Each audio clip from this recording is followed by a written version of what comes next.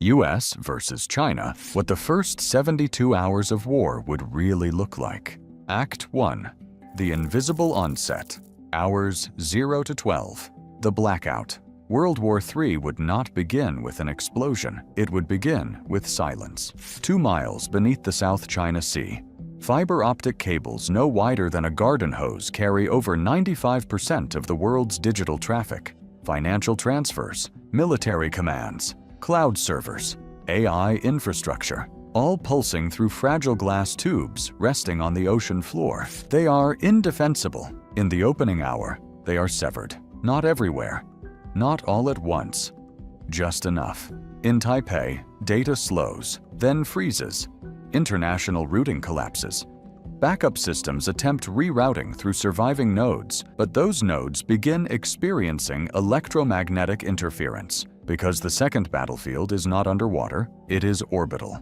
High above the Earth, US military satellites rely on precise GPS timing and uninterrupted SATCOM to coordinate air defense, naval positioning, and encrypted joint operations. The PLA Strategic Support Force, created to fuse cyber, space, and electronic warfare, initiates spectrum-level attacks.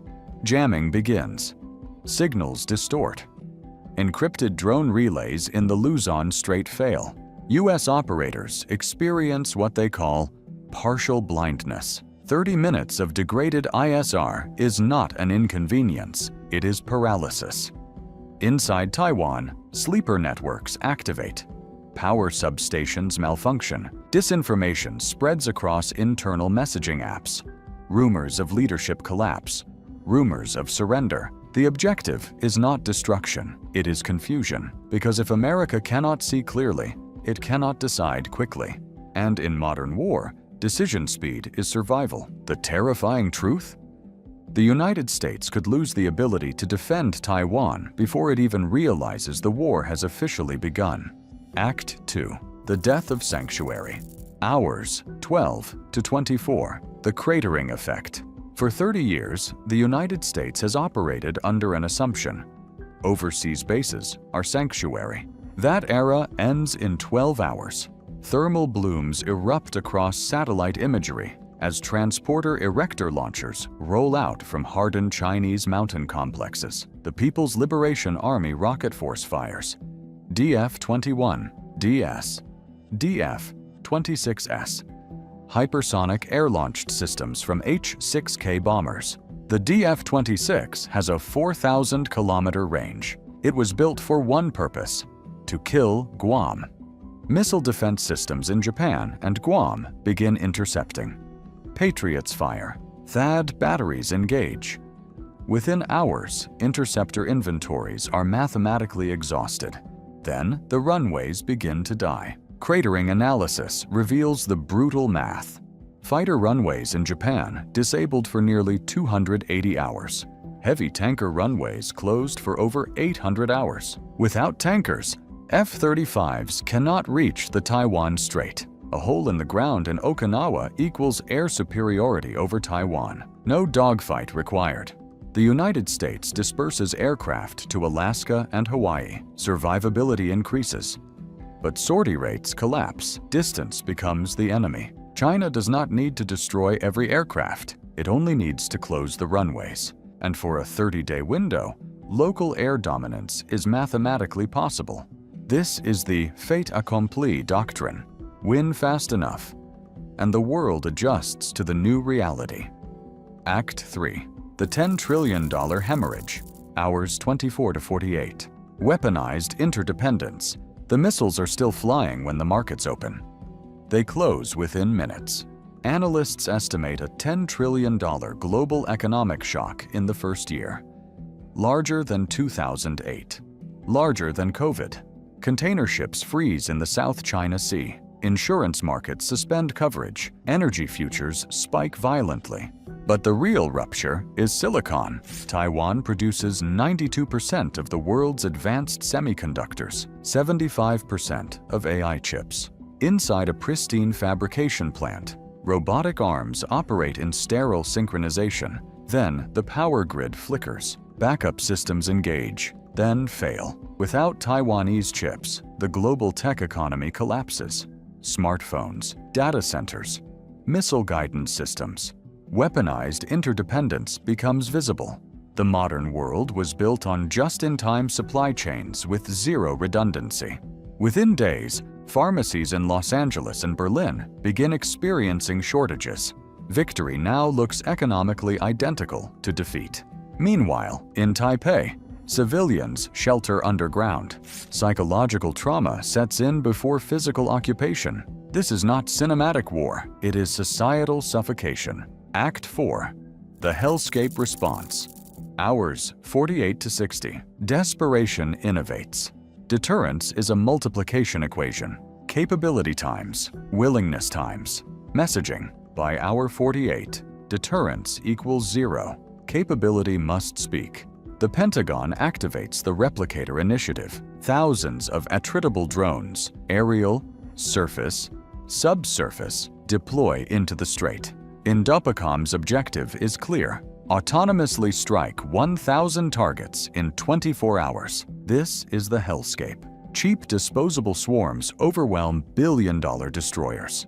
Meanwhile, C-130 cargo aircraft release palletized JASSM cruise missiles in midair.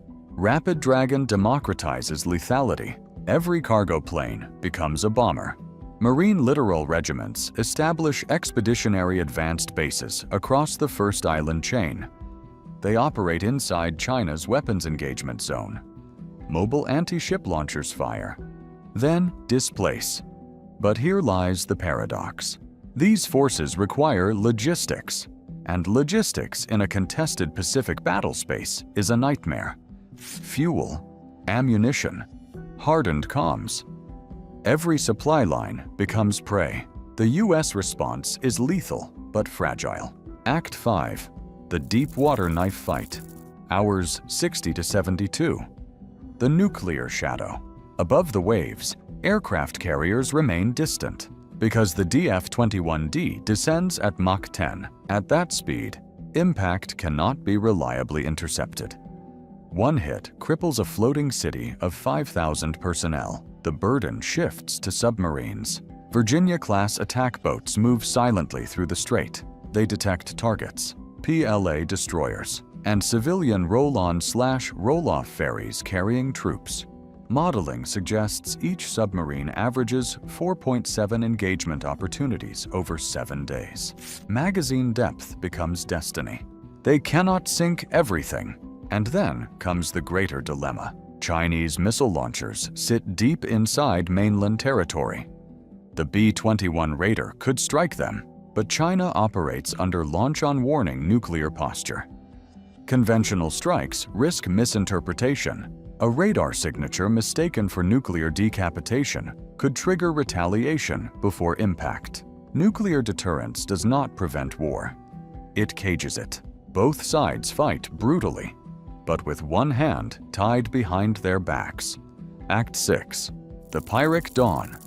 Hour 72 plus. Smoke clears.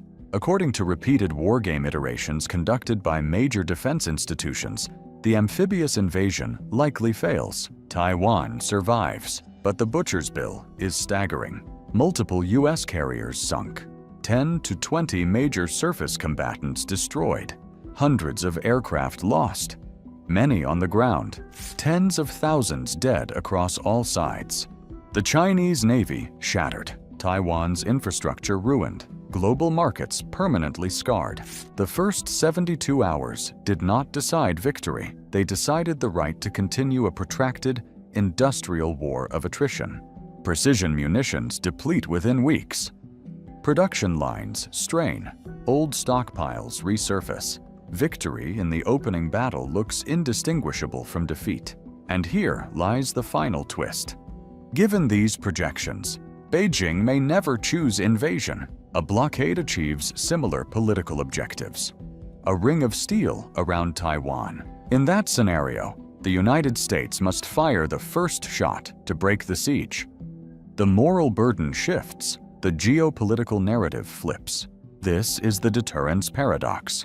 To prevent war, Both sides build weapons that guarantee catastrophe if war begins. The first 72 hours of a US-China conflict would likely be the most concentrated period of violence and economic destruction in modern history. No clear victor, only exhausted survivors, and the terrifying realization that the global system was far more fragile than anyone believed.